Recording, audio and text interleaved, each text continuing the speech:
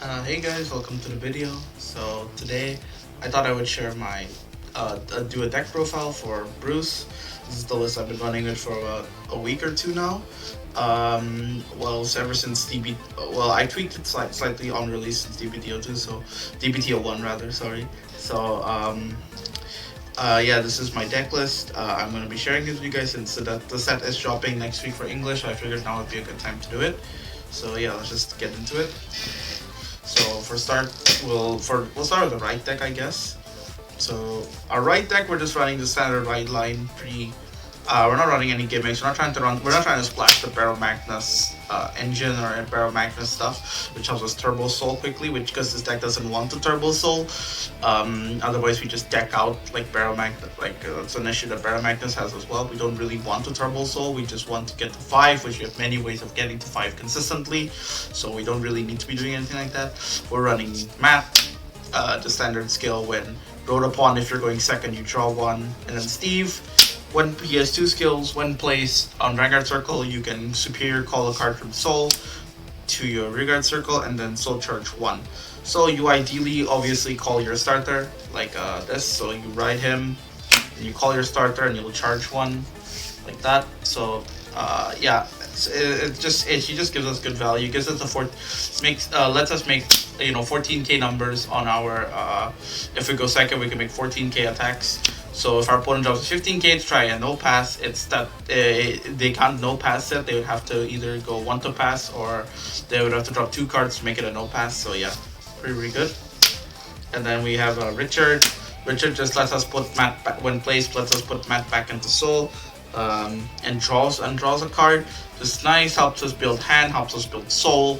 Really solid. So we'll already have We'll already have 3 Soul by turn 2, which is really good. If you're playing against Prison though, you need to be careful because what the Prison deck can do is if you go second and you attack them, if they have that card, I forgot the name, if they have the one that says if your opponent has a card in Prison, you may counterblast 1 on Prison one of the rear guards, so they can prison your starter, and by doing that, you won't be able to draw off Richard. So if you're going second, you might want to damage. You might not want to give them damage, so they can't do that play. So you can still draw, but that's up to you, depending on how you see it, and depending on what's in your hand. That your decision might be different. Then of course, Bruce. This is what we want to be sitting on. This gives us this will be our final Rush Enabler. Just a really good card. It is based. I mean, the first skill just says if you're at the start of your right phase, enter a final rush state. And then certain skills will trigger if you are in final rush. And then the last skill is that when it attacks, if you are in final rush, so blast 5 and stand all your front row rear guards. So yeah, really good. Let's just do multi attacks. You do 5 attacks on turn 4, pretty solid. Oh yeah, I should mention these two also have the skill of when they're in final rush. If you're in final rush, they get 5k, but we don't run any more copies, so that's not really relevant.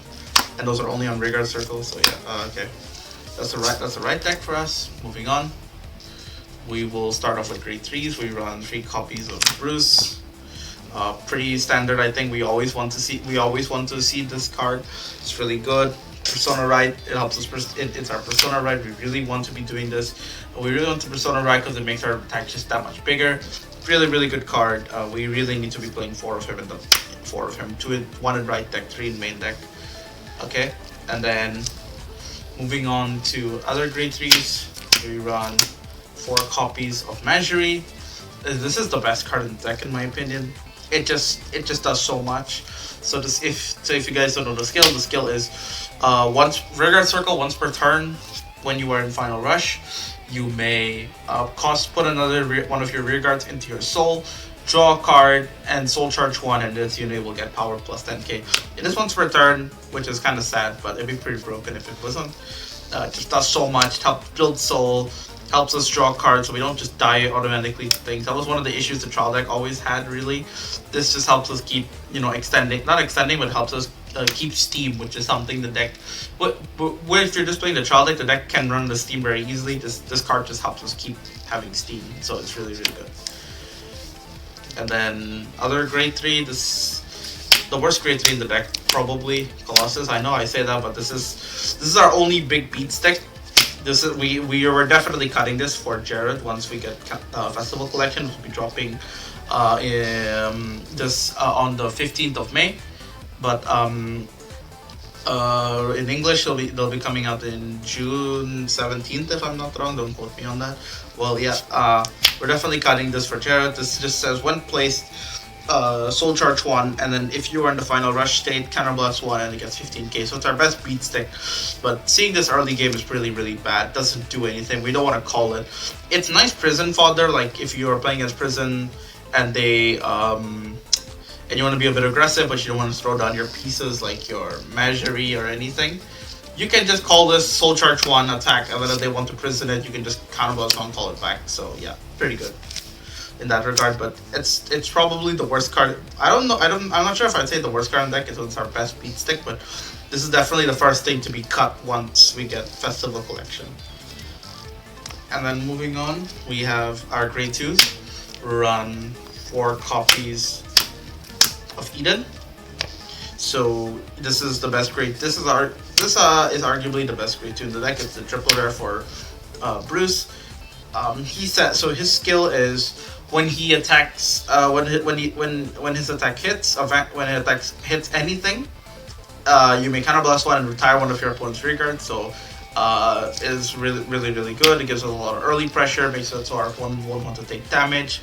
And against some decks like Bastion, if they don't want to take damage and they don't want to take this hit, they won't have Counterblast. They don't have Counterblast, they can't do their Alden plays and so forth, or their orders. So yeah, really good. And the second skill is when it continuous on if you are in the final rush state, if you're in final rush state, it gets 5k, and then when it's stood by your card's ability, it'll get an extra critical. So this will be just a 15k beat stick unboosted. If you're boosting, if it's boosted, it's 23 magic number, and then when it restands, it'll have 2 crits. So really good. If you Persona Ride, it'll be a 33k column. Unboosted it's 25, so still really solid. The crit pressure also really helps. So yeah, really good card. We need to run 4 of this. And then going on to the last grade 2 in the deck. Here he is. 2 copies of Brody. Why 2 copies? Because again, like we don't really want to see this card too much, but this card is really good. If you don't know what it says when it's moved to Guardian Circle from anywhere. So if you intercept with it or you place it from hand, the skill will trigger, Counterblast 1 and give it 5k shield. This card is honestly just there to help us survive, because survival is something this deck kind of struggles with, especially against Bastion. You'll notice me because saying that because Bastion is arguably the best deck in the format right now. So like this card helps us survive early. It's a 10k shield. We don't really use Counterblast in this deck, so the CB doesn't hurt. This card is just really good. I used to run another card instead of this, and then once I changed it to this, this made the deck just so much better. So yeah, you can play 3 if you want. I'll show later what you could cut for a 3rd copy, but I've been running 2 and I think 2 is fine. So yeah, 2 copies of that. And then moving on to grade 1s. If you notice, we're only running 6 grade 2s in the main deck, which thankfully the right deck lets us do that now. We run 3 copies of the Steam Gunner double rare. His skill is very simple, but it's really good. It just says one play Soul Charge 1, so yeah, free Soul Charge, free Soul, why not? It's good. It's good in Barrow. You run this in Barrow Magnus as well, just to build Soul. And then the second skill is act once per turn on Rearguard Circle. Soul Blast 3, draw a card. So we can use this pretty aggressively early, since our ride line will already be giving us like 3 Soul.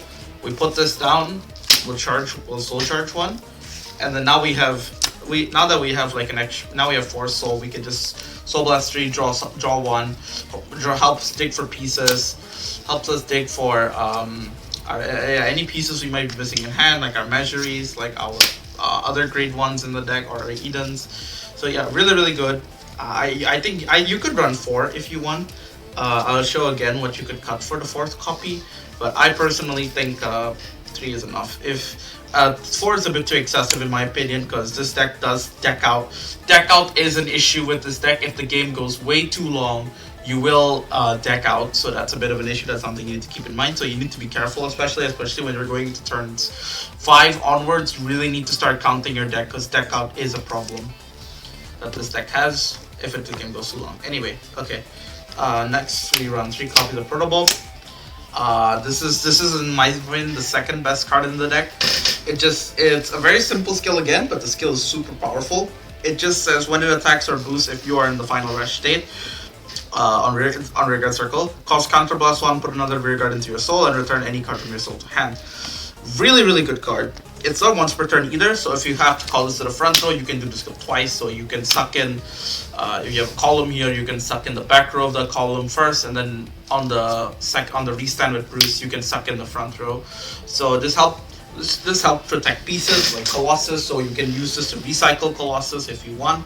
You could use this to protect your Mageries so they don't get prisoned, or your Edens, or even better, you can use this to recycle Persona Right, because if you manage a Persona Right, you can use this to bounce the Persona Right that was in your soul back to your hand. If you're missing a PG and you soul charge one, just grab that PG. Really, really good card. I don't run 4, you could run 4. You could cut Colossus for this, or you could cut a you could cut a Colossus for this, but I find that 3 just works fine for me, because we can seeing this early is fine, and seeing it later is fine. Seeing it early is fine because it helps us rush, which is something this deck likes to do early. So yeah, a really, really good card. My opinion, second best card in the deck. And then we have the last grade one in the not the last grade one, but one of the last grade ones. 3 Acrobat Predator. This is just from the child deck. It's a really simple skill. When it attacks or boosts, if your Vanguard is Violence Bruise, Soul Charge 1. If you're in final, Soul Charge 1 more. So this helps us. This helps us build Soul. You could cut one of these for another copy of Protabulb or another copy of the Steam Gunner. That's completely up to you. But I think the 3-3-3 ratio works pretty well, and I haven't had issues with it so far. I think it's fine. It's really, really good. Yeah, it just helps us build Soul. We ideally call this behind Vanguard usually, but we sometimes call it to like our Eden columns or our or maybe behind the Colossus or something. Anyway, yeah, moving on to the last grade 1 deck. 4 copies of the PG for Dark States from the booster set. Really, really good. The PGs now have, if you guys didn't know, the PGs now have skills where when placed on Guardian Circle, you choose a union and it cannot be affected. It cannot be hit until end of battle, and if your card hand has 2 or more cards, discard 1. So again, like so if you only have 1 card in hand, you don't have to discard. This changes how you guard so much. Like now you really, really need to keep in mind that your PGs have these skills. So so yeah, that's really, really important to remember. It really makes guarding a lot different. Makes it so if we have 2 PGs in hand and only 2 cards in hand and 4 cards in hand, we don't just die automatically. So yeah, really good. Obviously we want to run 4 PGs because PGs are just good to run. And thanks to the right deck, we don't ever need to write these anymore. We don't have to worry about ending up writing these. And if we have too many in our opening hand, we can always discard them for the right deck too. Moving on to triggers, I run 8 crit. Reason why we run crits instead of fronts in this deck is for the pure simple reason that fronts, yes, are very nice to check on a final rush turn. Makes your columns, your front row just that much bigger. But the reason why crits are better is because again we want to bash face. Ideally, we want to be giving our opponent high damage. Because again, if you do Persona Right, your turns can just die to 1 defensive, or not die to a defensive, but your turn becomes so much worse if you turn checks a defensive. So crits lets us checking a crit early helps give us more pressure, makes our opponent have higher damage your opponent's at, the less damage they can take on the final rush swing, which means less likely to check defensives, meaning it's a lot easier to kill them. Crits just are very, very strong. You could argue like we already have crit pressure with Eden, but like this is I just feel like 8 crit is necessary in this deck. Fronts just don't really do that much. If you check a front early, it's not going to help you that much. Crits are just way, way, way, way better. Yeah, and then moving on, we will run standard 4 heals. I don't think I need to explain this. We run 4 heals, obviously, and then we run 3 draws and the over trigger. Of course, this is arguably one of the best over triggers in the game. So the over trigger is additional effect when drove checked. Your Vanguard gets a permanent 10k and a crit. until the end of this fight, but it's only during your turn, so keep that in mind. It's not as busted as people thought it was probably. Like I've had games where I checked this on turn 1 or turn 2 and I still didn't win. So it's not, it doesn't really, it is really really annoying for the opponent, but it's on an auto win button, so yeah, keep that in mind. And then 3 draws. The reason why we run draws is like I did say deck count was an issue, but we still want to run draws because again, draws, seeing a draw early is not bad because it helps just dig for more pieces, helps us survive early, so we don't just die before we get the final rush if we win second. And also these are just like the best discard fodder ever for your right deck. Like if I have one in hand, I usually opening hand I just keep it because I'll just ditch this for the right deck, so I don't have to get rid of any nice pieces like our Protabulbs, Acrobats, Brodies, and etc. Just really really nice to have these, as these are like good PG discard fodder as well. So yeah, that's why I run draws. Anyway, that was the deck. I hope that was the full deck. That was the full deck. If you guys enjoyed, let me know what you guys think about it in the comments. And also, if you guys are interested in seeing some combos you can do with this deck, some attack orders, some attack patterns, or like how you should mulligan with this deck, let me know. And yeah, that's it. Thanks for watching, and let me know what you guys think in the comments below. Bye.